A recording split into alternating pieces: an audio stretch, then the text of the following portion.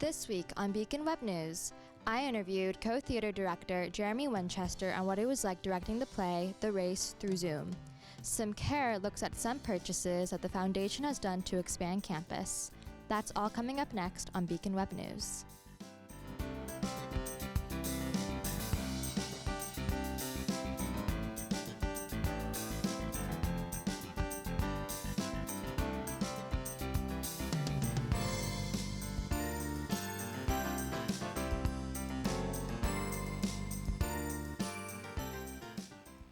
Hello and welcome to the November 11th episode of Beacon Web News. I'm May Craig.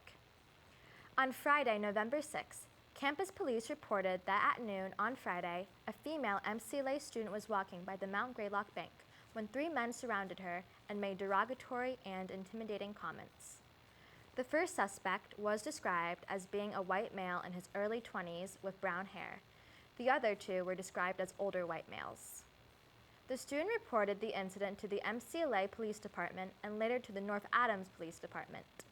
If you have any information, contact MCLA Campus Police at 413-662-5100. With the end of the shortened on-campus semester fast approaching, students will be moving out soon. Student move-out will be by appointment from 9 a.m. to 7 p.m. starting Wednesday, November 18th.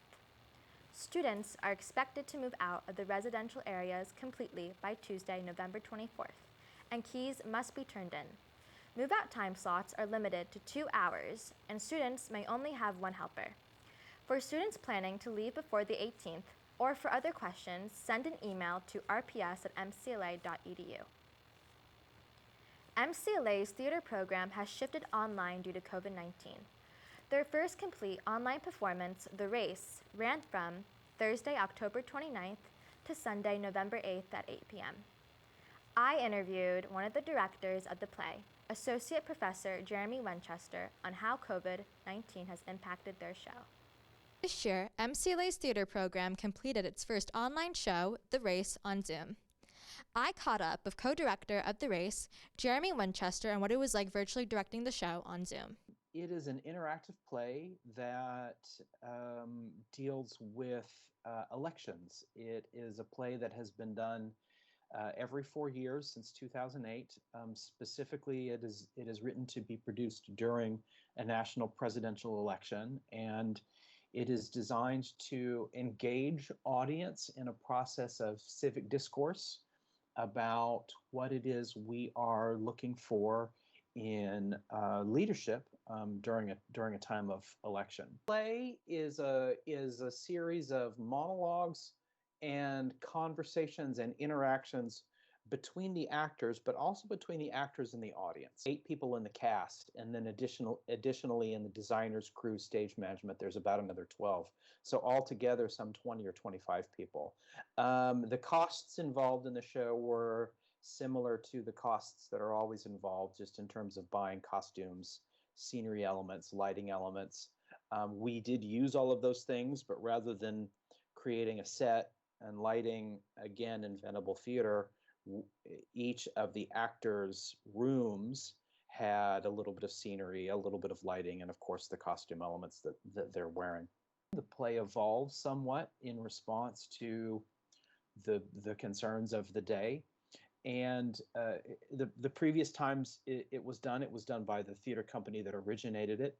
And this year they offered the rights up nationally to anybody that wanted to produce it. So we are one of 12 or 13 different organizations that is producing this play nationally. And so we're part of a sort of a national festival of productions of The Race. We did it all on Zoom. The play was rehearsed entirely on Zoom with all of the actors, all of the stage management personnel, the designers, everybody, just wherever they are. In fact, I'm one of the co-directors of the show. The other co-director lives in Seattle and did their work entirely from Seattle. And so, because some of our students are also entirely online and working from home. they were zooming in from afar as well. The COVID prevented us from doing it in a real physical space with the audience in that space with us has made it radically different. The play, as I mentioned, involves actors and audience members responding to one another, like engaged in conversation in real time.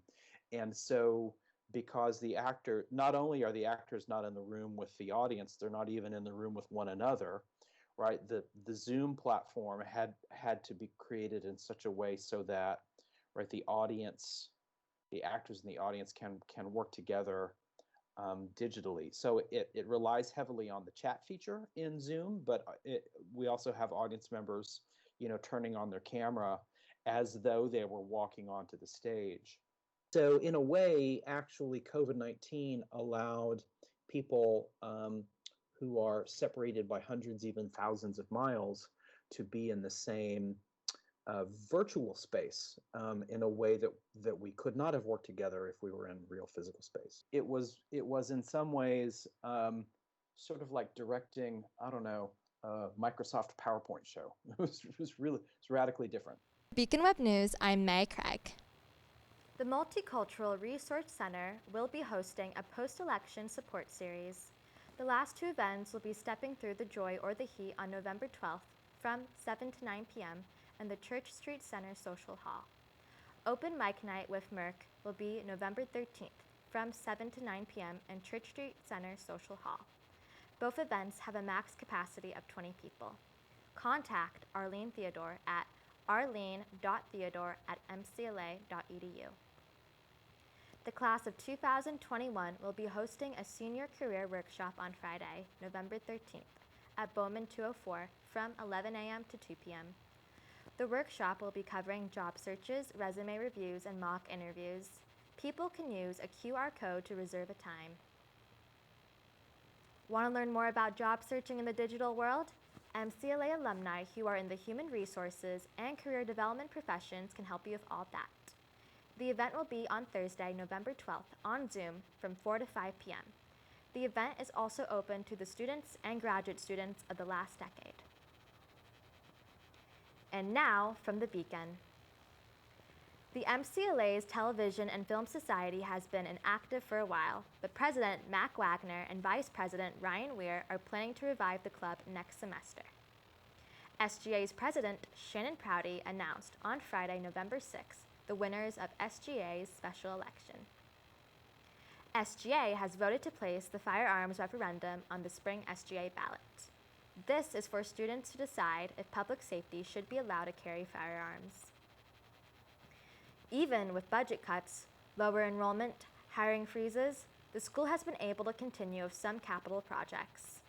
Sym Kehr looks at some purchases that the foundation has done recently to extend campus. Point of buying 39 Willow was to put together a home, a permanent home for the college president, no matter who that was. Not for the current president. That wasn't the goal, but for it to be for the future, and that came out of discussions. I think that started even before President Burge became the president. That because of the failed search before he was hired. And one of the reasonings that came back, or at least members of both boards thought, was that because there wasn't housing available for president, and it's hard to find housing in Berkshire County, so that in the next search it would make it more attractive. So when President Burge retires, or whenever he moves on, whatever that time frame is, that it will make it more attractive. President Burge currently receives a housing stipend. However, once 39 Willow is complete, him and his family will move in, taking the place of the stipend. Right now, the house is probably about, I would consider, 3/4 done. We were hoping that it was done by now, and that the Burges may have been moved in by now, but there's been a lot of delays with the contractor. Not because of the contractor, but because of supplies being, first it was lumber, then cabinets, and things like that have been delayed, and now appliances. The hope is the Burge family can begin moving at the first of the year. So between purchase and renovations, it's going to be just a little over 400,000 for the whole project. So, and it needed some updating, and to make it for what the foundation would like the president to use the house for. It wasn't just for their personal home, it was also to entertain donors, to have meetings, hopefully someday when we can have in-person meetings, actually have some student groups meet there with him, and you know, that's our hope. The foundation bought 60 Porter Street as a part of the connector project that was proposed in 2019. However, the Division of Capital Assessment Management and Maintenance has deferred their decisions on large capital projects such as this until May or June of 2021. There's still not a decision between the foundation and the college about what Porter Street will be. The goal would be to have administrative or faculty offices in there. If the connector project happens, then it would be faculty offices, because of things that would go into what is now Mark Hopkins, that would displace some of the faculty offices. So most likely a department, another department, just as history and political science are next door across Montana Street in the History House there, it would probably be a department. For Beacon Web News, I'm Sym Kehr. The annual Elizabeth and Lawrence Vadnais Environmental Issues Lecture Series will be happening at 4 p.m. on Thursday, November 19th. This year's speaker is Arctic ecologist Susan Natali of the Woodwell Climate Research Center. This event is free and open to the public. Click here to register for your spot today at http://bit.ly/VadnaisMCLA.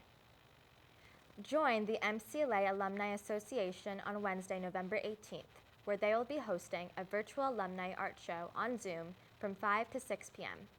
This year's featured artist's work will be hosted by Gallery 51. The virtual exhibit will open to view from November 18th to December 11th. The event is also free to the public.